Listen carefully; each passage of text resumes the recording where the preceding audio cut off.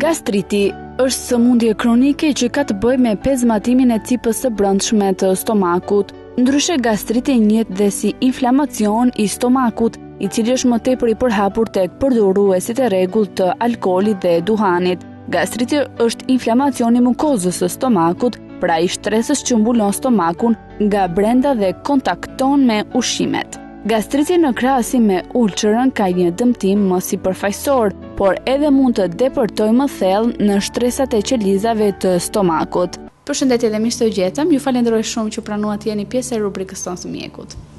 Faleminderit dhe juve për intervistë. Do të flasim kësaj radhe për një sëmundje që prek pak a shumë një pjesë madhe të popullatës, për vetë faktin se si ajo funksionon. Do të flasim pikërisht për gastritin, por çfarë është në vetvete sëmundja e gastritit? Atëherë, para se ta shtjellojmë, ta bëjmë sa më të kuptueshme për teleshikuesin, mendojmë të themi pak gjëra të thjeshta.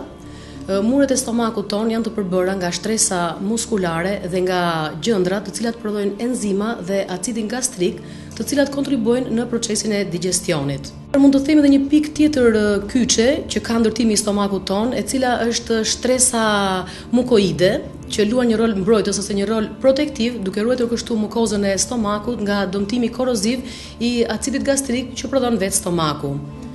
Në ndikimin e faktorëve të ndryshëm, kjo shtresë mukoide do dëmtohet duke bërë kështu të mundur depërtimin e acidit gastrik në thellësi të mureve të stomakut dhe duke na dhënë kështu një pezmatim ose një irritim të mukozës gastrike. Dhe për ne kjo quhet inflamacion, i cili do të jetë në trajtën e një inflamacioni akut, dhe ne në këtë rast kemi të bëjmë një gastrit akut, ose në trajtën e një inflamacioni më të hershëm, i cili është gastriti kronik.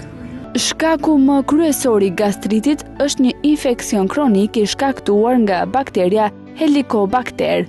Kjo është një bakterie shumë e përhapur në të gjithë botën. Së dyti, mënyra dhe lloji i ngrënies ndikojnë në formimin e gastritit. Ushqimi i keq dhe alkooli dëmtojnë mukozën e stomakut. Faktori më i zakonshëm dhe më i shpeshtë është një lloj mikroorganizmi i cili quhet Helicobacter pylori.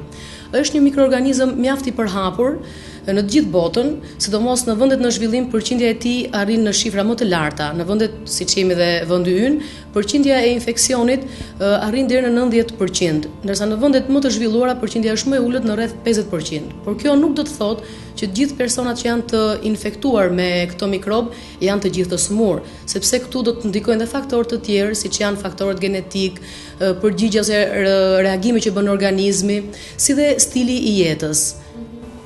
Që të thotë mënyra jone e jetesës ka një ndikim shumë të madh mbi këtë lloj sëmundje. Po, sigurisht mënyra e jetesës është thelbësore që mund ta agravojë të themi kur ekzistojnë tashmë faktorët e tjerë. Për shembull, në stilin e jetës bën pjesë edhe një regjim i keq ushqimor ose përdorimi i duhanit, që edhe ky është një faktor agravues ose acarues i gastritit. Stresi gjithashtu është një faktor tjetër që implikon situatën, përdorimi i pijeve alkoolike, kafeja e tepërt dhe ushqimet në përgjithësi kur nuk zbatohen rregullat e caktuara të ngrënies që tashmë dihen. A ka faktorë të tjerë që mund t'i quajmë të dorës dytë që stimulojnë sëmundjen e gastritit? Sigurisht që ka, por jo që mund t'i quajmë të dorës së dytë. Sëmundja e gastritit përveç procesit, domethënë përveç faktorit të themi mikrobik ose genetik, ka dhe një arsye tjetër siç është përdorimi i medikamenteve ulcerogene. Të përmendim për shembull aspirinën, preparatet që përmirësojnë sëmundjet rematizmale, kortizonikët, të gjitha këto njihen si preparate ulcerogene ose që shkaktojnë edhe gastritin. Gjithashtu janë dhe faktorë të tjerë, siç është për shembull sëmundja e refluksit biliar, që do të thotë rikthimi i tëmthit në stomak, i cili dhe ky është dëmtues po aq sa që është dhe acidi gastrik në stomakun ton. Në krahasim me ulçërën ka një dëmtim më sipërfaqësor, por edhe mund të depërtojë më thellë në shtresat e qelizave të stomakut. Më së shumti formohet prej një infeksioni bakterial dhe kjo bën që me një kurë të mirë antibiotikësh të kurohet. megjithse shihet shpesh në të shumtën e rasteve, kalon një kohë të gjatë pa dhënë shenja. Në fakt, diagnoza e gastritit përcaktohet me mënyrë endoskopike, i themi ne, gastroskopia, sepse vetë diagnoza e kësaj patologjie është një diagnozë histopatologjike, që do të thotë gjatë gastroskopisë merret biopsi, pra material që kalon ato proceset e ngjyrimit dhe mjeku histopatolog interpreton shkallën e inflamacionit. Po nëpërmjet kësaj metode përcaktohet dhe prania ose jo e helikobakterit, pra që ishte shkaktari kryesor i patologjisë në fjalë. Po, sa të rëndësishme janë këshillat që ju i jepni pacientëve dhe sidomos këshillimi me mjekun gastrohepatolog, sa i rëndësishëm është? Sigurisht që këshillat kanë vlerën e tyre.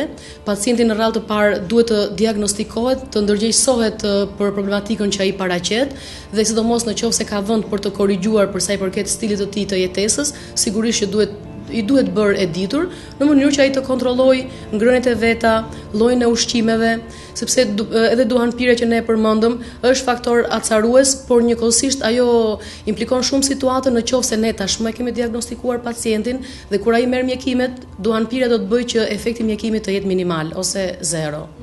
Duhet të themi se gastriti duhet kuruar patjetër, nëse ndër shkaktarët e tij nuk është infeksioni bakterial, ilaçet për uljen e aciditetit apo për mosformimin e tij do të mjaftojnë. Sa e përhapur është si sëmundje në popullatën tonë, ose dhe mund të themi, a kemi rritje të numrit të prekurve me kalimin e kohës? Po, duke qenë se shkaktari që ne folëm është tashmë kaq i përhapur, sigurisht që edhe sëmundja është e rritur. Problemi që ndron këtu që ky infeksion është tej mase i shpesht, sepse është jeta jonë e përditshme. Ai është një infeksion që merret nëpërmjet kontaktit njeriu me njeriun, pra nëpërmjet ujit, ushqimeve të kontaminuara, frutave, zarzavatave të palara, ujit të pishëm. Kështu që rrjedhimisht edhe numri i rasteve është i rritur dhe mosha më e prekur nga ky infeksion është mosha fëminore. Nën moshën 10 vjeç ka shumë fëmijë që e mbartin këtë infeksion dhe në disa raste shfaqin dhe simptomatologjinë përkatëse. Por kur flasim për gastritin, besoj se i referohemi dhe sëmundjes së ulçërës, sepse është në të njëjtat relata, besoj? Po, dhe shkaktarët janë të njëjtë dhe shenjat mund të prezantohen njësoj, mund të ngatarohen me njëra tjetrën, por ulçera është një patologji një çik të themi më e agravuar për faktin e lezionit. Është një lezion në mukozën e stomakut më i thellë, pra siç shpjeguam që muri dhe shtresa mukozale e stomakut do të dëmtohet, do të prishet kjo lidhje perfekte fiziologjike natyrore dhe mikrobi do të vazhdojë të depërtojë më thellë në shtresat e tjera të stomakut, po kështu dhe vetë acidi do të depërtojë në për këto lidhje të themi të prishura të qelizave të stomakut, duke shkaktuar dëmtim të mukozës, dhe dëmtimet mund të jenë në fillim erozionale deri në shfaqjen e një plage që është ulçera. Por ne dëgjojmë shpesh që rrethi jon familjar, rrethi jon shoqëror ankohen shpesh për një lloj sëmundje siç është gastriti, po mos është vallë shkaku kryesor keq ushqyerja apo gabojmë kur themi një gjë të tillë? Jo, nuk është keq ushqyerja, ne përmendëm që keq ushqyerja mund të agravojë situatën kur tashmë ekzistojnë faktorët themelor. Edhe vetë gastriti, edhe ulçera janë sëmundje multifaktoriale, themi ne, pra janë shumë faktorë që së bashku rëndojnë situatën dhe shfaqin sëmundjen. Nuk e di 2-3 këshilla të fundit në fund të kësaj interviste për gjithë ata që doin duke na dëgjuar. Këshillat gjithmonë konsistojnë në faktin e regjimit të rregullt ushqimor, në ngrënien e ushqimeve të shëndetshme, të pasura me fibra, me vitamina, sa më larg ushqimeve pikante, fast foodeve, ushqimeve të rënduara në yndyr dhe sigurisht jeta e shëndetshme në largimin e duhanit, aq më tepër kur personi vuan nga stomaku dhe ndërgjegjësohet se sa i dëmshëm është ai, sepse dhe pasojat janë edhe serioze në një të ardhme. Bëhet fjalë për komplikacionet që mund të çojë gastriti ose ulçera dhe një ndër komplikacionet e tij është shfaqja e malignitetit. Sigurisht ka dhe bazën genetike. Ulçera gastrike është një lloj plage e lokalizuar në stomak. Këto dy lloj ulçerash karakterizohen nga prekja e faqes së stomakut dhe të duodenit. Kjo grop fillestare më pas zgjerohet nga inflamacioni, i cili shpesh është i dhimbshëm. Në formën klasike, 30 e rasteve pikasin një dhimbje që ngjan djegjes në bark, e cila rrezaton këtë dhimbje edhe anash apo në kuriz, Dhimbja ka ritmin e vakteve të ngrënies dhe shfaqet një çerek ore pas ngrënies. Pacienti vuan pas çdo ngrënie dhe dhimbja zgjat nga 2 deri në 3 javë dhe më pas zhduket pas disa javësh ose muajsh, por ajo mund të shfaqet në mënyrë ciklike, pranverë vjesht ose sipas rrethanave të veçanta të stresit psikologjik dhe marrje e ilaçeve. Fatkeqësisht, në mbi 50 rasteve diagnostikimi mund të jetë i vështirë pasi nuk ndeshim as referencën sipas ciklit të periodicitetit dhe as dhimbjen tipike.